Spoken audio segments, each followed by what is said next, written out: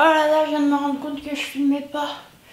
Bon, on va pouvoir démarrer. Coucou, aujourd'hui je reviens dans une nouvelle vidéo pour vous faire une FAQ comme vous avez pu voir dans le titre. Ou peut-être pas, j'aurais peut-être mis un titre un peu putaclic en mode célibataire ou en couple. Vu que c'est une des questions qui est le plus revenue sur mon Instagram, on se demande pourquoi. D'ailleurs, si vous ne me suivez pas sur mon Instagram, n'hésitez pas à me suivre en cliquant juste ici. Non, pas en cliquant, on peut pas en fait pour Instagram. Vous tapez mon nom dans la barre de recherche tout simplement et vous venez vous abonner. Voilà, c'est cool. On partage plein de choses ensemble et puis ça permet de s'entraider, de se motiver ensemble parce que je parle donc de fitness, de sport et puis je partage un peu mon quotidien. J'essaie de motiver un maximum de personnes et vous me permettez d'avoir encore plus de force, donc c'est trop cool. Et du coup j'avais fait une story où je vous demandais de me poser des questions et donc du coup c'est ce que vous avez fait et donc du coup on va y répondre tout de suite là maintenant. On démarre par une question qu'on me pose mais genre clairement H24, c'est quel âge as-tu? Donc il y en a qui vont me dire que j'ai 25 ans, d'autres 22, voilà, vous savez pas trop mais j'ai 19 ans, voilà. Je vais avoir 20 ans fin juillet, donc le 31. Si vous voulez me souhaiter mon anniversaire, n'hésitez pas, ça fait toujours plaisir. Ensuite, deuxième question, on me demande tout le temps si je vis à Grenoble, si je vis à Lyon. Parce que dans mes stories, vous voyez que je bouge pas mal. Et bien en fait, tout simplement, je vis à Lyon. Je suis arrivée à Lyon en octobre 2016. Et en fait, de base, je vis à Voiron. Donc Voiron, c'est une ville qui est à côté de Grenoble. Donc c'est la ville où j'ai grandi moi. Et ma famille habite toujours là-bas. Donc du coup, voilà. As-tu des frères et sœurs? J'ai un grand frère qui a 22 ans. Et j'ai une petite sœur qui en a 16. As-tu des tatouages? Donc oui, j'en ai deux. J'en ai un qui est juste ici, derrière mon oreille. Et j'en ai un, attention je me dépoile, juste là, voilà, c'est une rose. Donc voilà, tout simplement, les petits tatouages que j'ai. Ton plat préféré et ton dessert préféré? Donc moi je suis vraiment hyper gourmande, c'est terrible. Mon plat préféré c'est les sushis, donc voilà, clairement les sushis je pourrais en manger H24, c'est vraiment trop bon. Et sinon les lasagnes, mais je surkiffe les lasagnes. Et encore plus quand il y a de la salade verte à côté. Ouais je sais c'est un peu bizarre, il y en a qui vont me dire de la salade avec des lasagnes. Mais ouais je trouve que ça rapporte cette petite touche de frais pendant que tu manges ton truc un peu fat. Et c'est trop bon, enfin ça va trop bien. Moi si j'ai pas de salade avec mes lasagnes je suis frustrée. Oui je suis comme ça, tout va bien. Je suis un peu une limace, j'aime la salade. Mon dessert préféré, je dirais que c'est la tarte au citron meringuée. Ça franchement c'est de la balle, mais il faut pas que le citron il soit trop acide, sinon j'aime pas du tout. Enfin bref, voilà. Donc du coup, on part sur la question la plus demandée, célibataire ou en couple. Je suis en couple, hein, voilà, tout simplement. Mais j'aime pas trop exposer ma vie personnelle sur les réseaux. Quel est ton métier? Donc du coup, parce qu'en fait on me demande souvent qu'est-ce que tu fais à côté d'Instagram, c'est quoi tes passions, nanani, nanana. Donc du coup, moi je suis diplômée en esthétique. Après j'ai fait une formation dans le maquillage pro et la coiffure studio.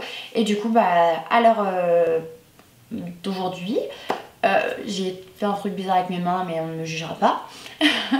Donc du coup aujourd'hui même je suis maquilleuse professionnelle, coiffeuse studio et prothésiste ongulaire. Voilà, après je peux pratiquer l'esthétique etc mais je le fais pas particulièrement. Et du coup je suis micro-entrepreneuse. Et puis voilà, je me suis lancée cet été donc c'est encore un peu tout récent. Non mais alors là cette question m'a vraiment choquée mais en même temps c'est vrai que ça revient souvent. Mais on m'a demandé comment tu t'appelles. En fait mon prénom est totalement écrit dans mon pseudo. Je m'appelle Oscarine, tout simplement. Voilà, c'est mon prénom. Il y en a plein qui vont m'appeler Karine ou je sais pas, d'autres ils sortent des noms au pif en mode Marine et tout. Et non, je m'appelle Oscarine, c'est vraiment mon prénom. C'est le féminin de Oscar, tout simplement. Oscar, ça fait féminin de Oscar. Et c'est un prénom qui est absolument pas connu. Voilà, je vous l'accorde, je suis en voie de disparition, mais que voulez-vous, hein, c'est comme ça. Merci papa et maman, je vous aime vraiment fort pour ça. Non en vrai c'est cool parce que c'était le prénom de mon arrière-grand-mère, c'est un vieux prénom français pour ceux qui se demandent d'où ça vient. Ensuite des conseils pour sécher car je n'y arrive pas. Donc tout simplement pour sécher je vous conseille d'aller voir un nutritionniste parce que c'est vraiment le mieux, la personne la plus compétente pour vous répondre car c'est celle qui pourra vous poser les questions de qu'est-ce que vous mangez, quel est votre régime alimentaire, nanana, et qui pourra voir aussi votre métabolisme et tout simplement corriger en fait ce qui va et ce qui ne va pas dans votre alimentation. Après, pour sécher, tout simplement, il faut regarder un petit peu le nombre de calories que vous mangez par jour, les diminuer évidemment et manger les bons macronutriments en bonne quantité. Après, moi, je ne peux pas vous expliquer réellement qu'est-ce qu'il faut faire précisément parce que chaque personne est différente, chacun a un métabolisme différent et donc du coup, ce qui fonctionne sur moi ne fonctionnera pas, ou peut-être pas sur vous. Après, moi je sais que j'ai jamais réellement fait de sèche parce que tout simplement j'ai un métabolisme qui brûle très très rapidement les calories. Donc du coup moi je dois manger énormément, surtout des glucides. Donc quelque chose qu'il ne faut pas réellement faire quand on est en sèche. Quand on est en sèche, justement, il faut baisser la quantité de glucides, mais il ne faut pas l'arrêter. Donc par exemple, si vous voulez perdre du poids, n'arrêtez pas totalement les glucides. C'est excessivement mauvais parce que si on ne mange pas de glucides, derrière on manque d'énergie. Et comment on peut s'entraîner, on n'arrive pas à s'entraîner, à faire du sport si on n'a pas d'énergie, même à vivre tout simplement. Donc n'oubliez pas de manger des glucides si vous voulez perdre du poids. On ne les néglige pas, c'est comme il faut manger un petit peu de lipides quand même, des protéines, des fibres, il faut manger de tout, mais justement encore une fois il faut revoir les doses. Voilà, après je suis pas professionnelle, mais dans mon parcours c'est ce que j'ai compris. As-tu un régime alimentaire? Donc encore une fois, moi-même je n'ai pas de réel régime alimentaire, je n'ai jamais eu de nutritionniste ni de coach qui m'a suivi. Donc moi je fais un petit peu à ma guise, comme je le sens. Je sais ce que je peux et ce que je ne peux pas manger. Et puis ce que je fais, ça fonctionne sur moi. Donc tout simplement je continue. Je me fais, on va dire, je fais attention à ce que je mange 85% du temps. Et les 15% restants, clairement je me fais plaisir. Voilà, tout simplement. Parce que si je me fais jamais plaisir, je ne vois pas... d'intérêt et de but, clairement il y a un moment donné j'ai pas envie d'être frustrée toute ma vie. Si on m'invite à manger une raclette, je vais pas refuser la raclette, vous voyez ce que je veux dire, je vais aller la manger et sans aucun scrupule, sans aucune angoisse ou quoi que ce soit en fait, parce que je fais attention tout le temps entre autres. Donc du coup quand je fais un écart, il n'y a pas de problème parce que je fais un écart, mais vu que je me suis pas frustrée avant non plus, mon corps ne va pas le stocker réellement. Je sais pas si vous voyez ce que je veux dire. Que manges-tu au quotidien? Donc moi, qu'est-ce que je mange au quotidien? Je mange énormément de choses différentes et variées. J'essaye de changer un petit peu parce qu'avant je mangeais toujours pareil.